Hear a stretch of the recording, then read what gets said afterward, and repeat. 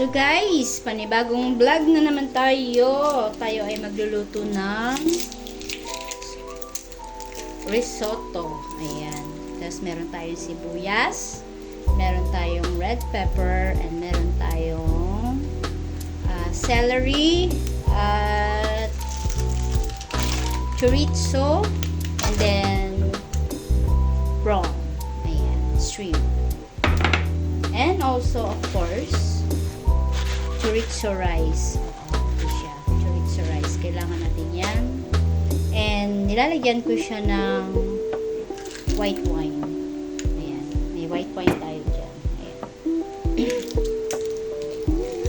Nilalagyan natin siya ng white wine. And also, kailangan din natin siya ng vegetable stock.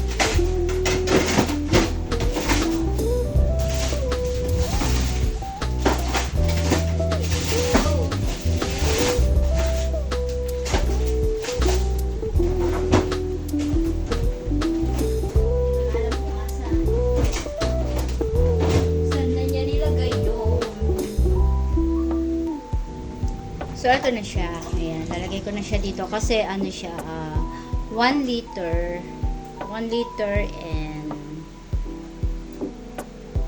1 liter na lang. Oo, 1 liter na lang kasi baka sumobra siya. Oo, kasi ang ginagawa ko lagi is 1 liter and like just a little bit more. Oo, konti lang. So, ayan na siya. Yan ang mga ingredients niya. Then, seasoning, mga salt and pepper, mga ganon. Pero in the end na yun. At sa huli, nilalagay ko rin yung parmesan. Oo, may parmesan din siya. So, kailangan niya ng parmigiano. Ayan, parmigiano. Kailangan niya ng parmesan sa huli pagka luto na siya. Tapos, yun na nga. So, stay tuned and tingnan natin kung paano kung gawin at hanggang sa maluto siya. So, let's go guys! So, ito na. Kalahati lang din yung gagamitin ko kasi hindi naman masyado. Tulad ng sinabi ko, dalawa lang naman sila.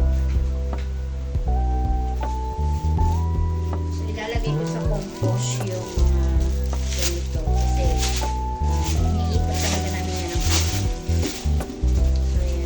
compost yung mga tira-tira. Ayan. So, ito, iwain ko lang siya ng ganyan. Tapos, maliliit lang siya, cubes ba? Ayun, mga cubes lang siya. So, alisin natin yung mga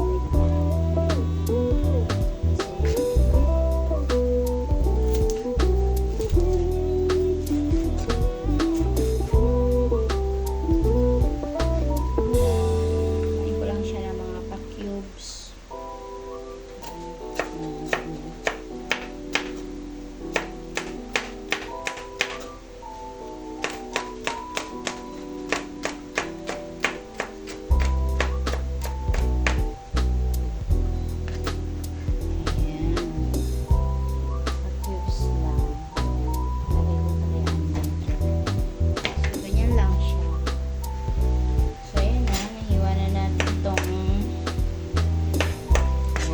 Lang siya. Ayan.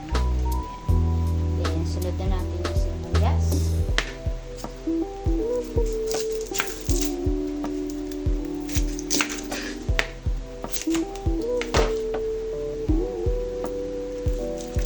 Sunod natin itong mga compost. Ayan. Mga pinagbalatan niya.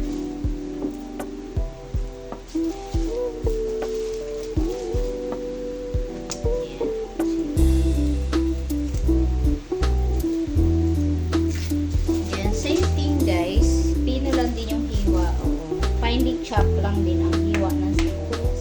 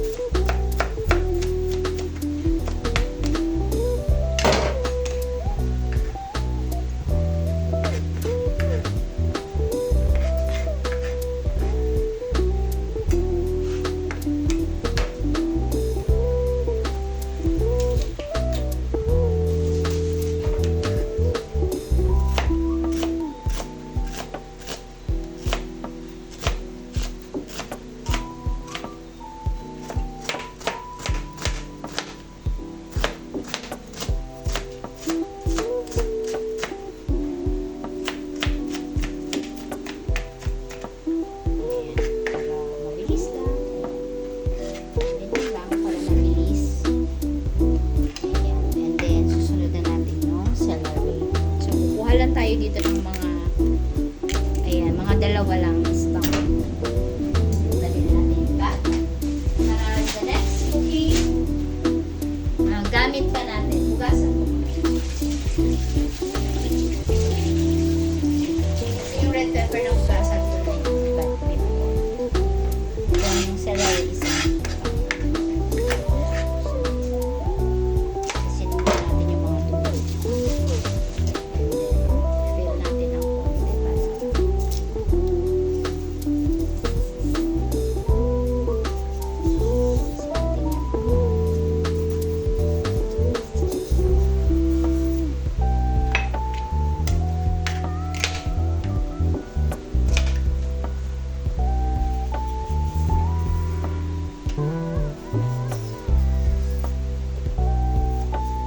umuulan dito guys sa Singapore. Umuulan siya. So ayan, same thing lang, maliliit lang din yung ano na to. Parang iwan niya ba. Maliliit lang din siya. Parang finely chop lang din siya. So, gusto kasi ng amo ko yung ganun. Pwede namang wala itong celery guys ha. Ito is option lang siya. Optional lang siya. Kahit wala yung celery, okay lang. Basta may onion, tsaka ano,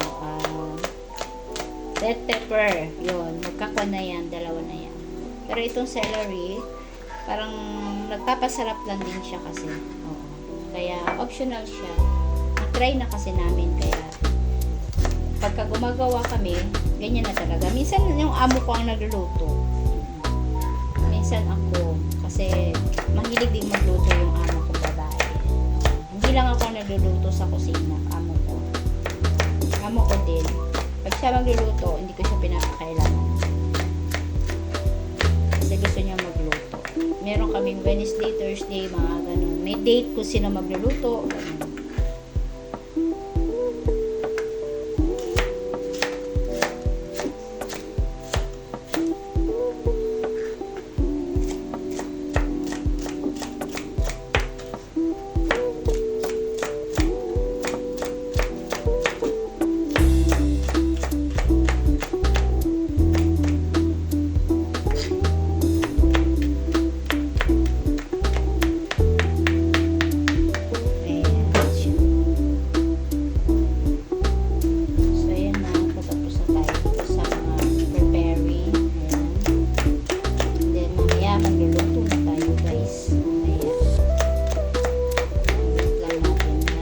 Lahat bago tayo magluto. Ayan. Kasi may pupuntahan pa ako. Ayan. So, yan na. Then, yung parmesan, i-grate na natin siya. So, grate na natin yung parmesan. I need around maybe 50 grams. Or less than 50 grams. Let's see. Nakita ko naman kung okay na siya. Kasi pang the last, itong ano, parmesan sa last siya.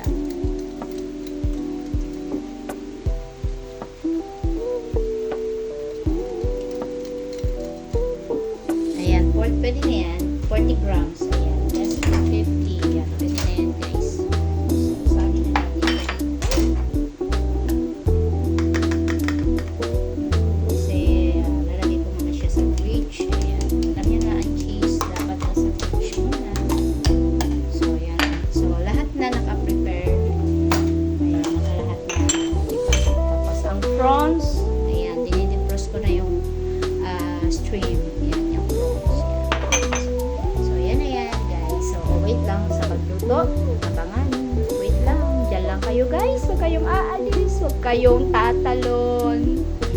Haluoy, huwag kayong tatalon. Wait lang. Okay. So, ayan. Magluluto na tayo, guys. Let's cook na. Let's cook. So, nilagyan ko na lang siya ng olive oil, guys. Ayan. Siguro mga 1 tablespoon, guys. Mga 1 tablespoon. So, may olive oil. Hinihintay na lang natin na uminit. Ayan. Painitin muna natin bago tayo mag-gisa-gisa. Ayan. So, shout out sa iyo, Ubi Girl. Thank you sa lagi mong pag-support, Ubi Girl. Ayan. Shout out na rin kay Kalayag Channel, Love Heart. Ayan. Ate Joy, mati ko na makalimutan. Ate Joy, shout out sa'yo, Ate Joy. Thank you sa always support mo sa live ko, sa live ko, kasi sa premiere ko, Ate Joy, alam ko siguro baka mga tulog ka na ng mga time na yun. So, naintindihan ko lang yun, Ate Joy. Thank you, Ate Joy. Ayan. Kay Disipulo ni Cristo, thank you so much. Ayan. Kay Manny Villar, thank you. Okay, Rapgel, shout out sa'yo, Rapgel. Shout out din kay Ate Neat, ikaw yun. Thank you so much. So, unahin natin to. Ayan. Actually, pwede na siya sabay-sabay. Pero unahin natin to kasi ang gusto ng amo ko is itong sibuyas is medyo very soft. So, unahin natin yan and then isusunod natin ang celery. Unahin natin yan. Medyo matagal siya.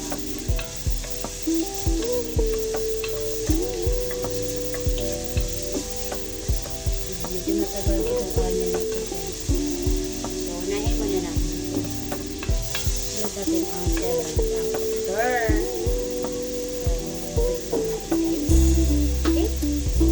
Ayan na, medyo malambot na ang ating sibuyas. So, isunod na natin ang celery. And then, isasabay na rin natin ang haluin muna natin. Siguro bigyan natin mga 1 minute muna na medyo maging soft pag observe yung mantika. Mga 1 minute lang. Haluin muna natin.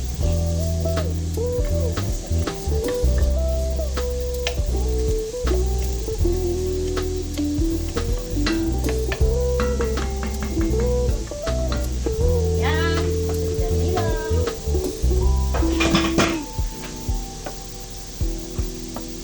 Lalagyan na natin yung red pepper.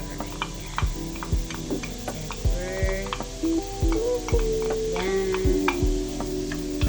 And then yung chorizo. Ayan.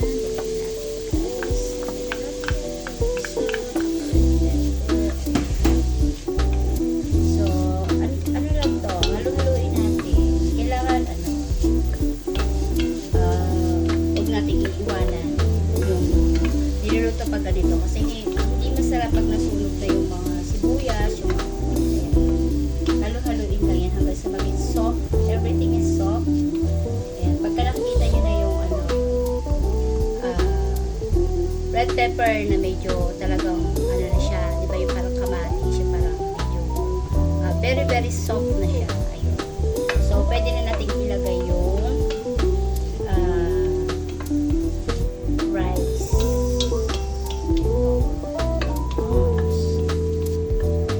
So, lalagyan ko siya ng konting twist. Lagyan ko siya ng konting twist. So, anong twist ang ating ilalagay? Is, natin ko lang siya. Ito. Lagyan natin siya ng konting chili flakes. Ayan. Lagyan natin siya ng konting chili flakes, guys. Ayaw kay po kasi. Mga ganyan lang kasi kakain sa lupa. Parang pa-taste lang ba? Hindi naman siya lang.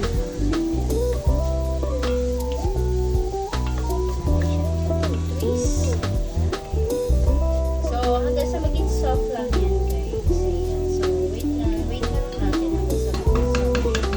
So, wait na lang. Leave it first for a while and then stir again hanggang sa maging soft siya. So, continue stirring lang siya. Syempre, hindi naman kahit maya hanggang talaga sa maging malambot siya. So, mo rin siya, iwanan mo rin siya para maluto yung ilalim and then haluin na lang siya ulit. Oo, para mag-combine lahat, para lahat is maging soft. Hindi lang yun nasa ilalim ang maging soft. Ayan. Pero iwanan mo siya siguro mga 2 minutes. Every 2 minutes, halu-haluin mo lang siya, mga ganun. Hanggang sa maging soft na talaga siya. So, ganun lang, guys. So, ayan na nga. Makikita nyo, very soft na siya. Yung sibuyas, yung red pepper, yung celery, ayan. Tsaka yung, tawag dito, chorizo. Ayan, very soft na yan. Ayan, makikita nyo yung makikita nyo naman yung pagka-soft niya. Ayan. Soft-soft na siya. So, pwede na dyan ilagay yung chorizo rice. Ayan. Ganyan siya guys. Ayan. Ganyan lang magiging ano niya, outcome niya pag after na mix-mix mo siya. Ayan. Hinayaan mo lang, halo ng halo. Ganyan. Inabot din siya ng mga 20 minutes na paghalo-halo para lang para lang ma-achieve natin yung pagka soft niya na ganyan siya. Ayan. Ayan. Ayan, ganyan siya. Ganyan na magiging outcome. Baka nakita niyo yung ano, yung red pepper, diba? Ayan. Very, very soft na siya. So, pagka kinain talaga yan, very, very soft na siya. Ayan siya. Ayan, guys. So, stay tuned lang, guys. So, ayan na. Ilalagay ko na yung rice.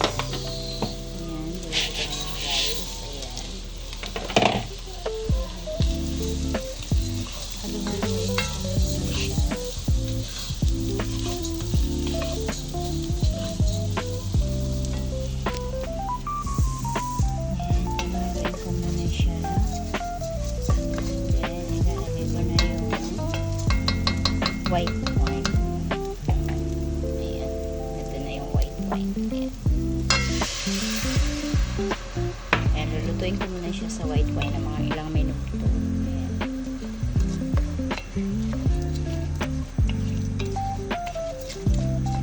Lutuin ko muna siya ng mga, ayan, mga ilang minuto lang. Ayan. Then, ilalagay natin siya mamaya sa oven ng mga 45 minutes. Ganyan. Ayan. Ayan. Ayan siya. Lagyan na natin yung luto na siya for a while.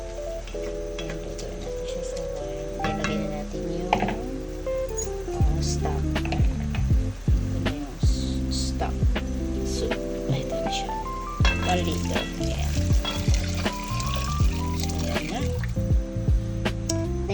Kumuloan bago natin siya ilagay sa oven. Okay. Natin lang natin siyang kumulo. So, ayan, kumukulo-kulo na siya ng konti. Pwede na yan. Tapos, tatakpan na natin siya dahil lalagyan na natin siya sa oven. Ayun na siya sa oven. So, hintayin lang natin mga 45 minutes. Na siya guys. Lalagay ko na yung prawns para maluto na yung hipon. Ayan. Ayan. Ganyan natin yung hipon. Tapos halo-haluin muna. Tapos ibabalik ulit natin yan sa oven for another 20 minutes. Ayan. Matagal lang magluto.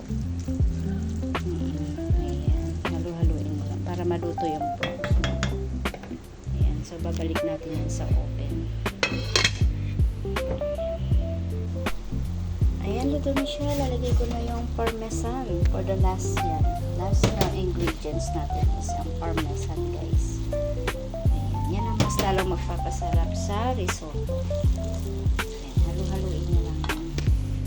So, ayan na nga siya. So, thank you guys. Thank you so much for watching. Thank you guys. Bye-bye. Love ya.